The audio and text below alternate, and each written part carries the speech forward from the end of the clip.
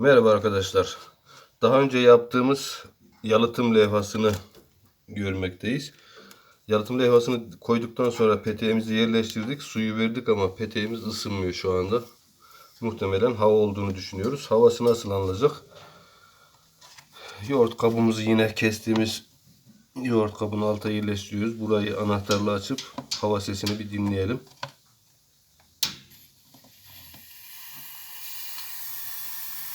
Gördüğünüz gibi fısıltı sesi. Bu ne zamana kadar? Su gelene kadar bu işlemi devam edeceğiz. Zaten su geldiğinde göreceksiniz, siyah bir su gelecek. Oradan fark edebiliriz. Çünkü pedek 2.40 boyunca üst tarafı tamamen soğuk, ısınmadı hava olduğundan dolayı.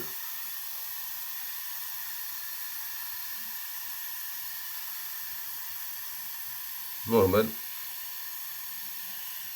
hava alma düğmesi, anahtarım diyelim artık, bunun adını da hatırlamıyorum. Evde bir tane bulundurmak gerekiyor bundan. Evet, hala havası çıkmakta.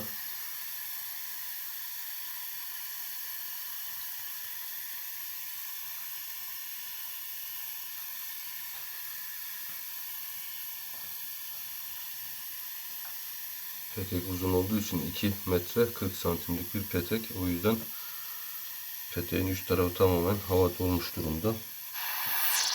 Evet, gördüğünüz gibi siyah su geldi. Evet, artık kapatabiliriz.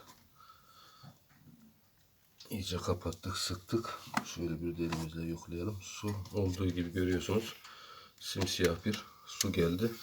Peteğin üst tarafı birazdan 5-10 dakikaya kadar ısınmaya başlayacaktır. Umarım işinize yarar. Biz dinlediğiniz için teşekkürler. Kanalımıza abone olur, bildirimleri de açarsanız seviniriz.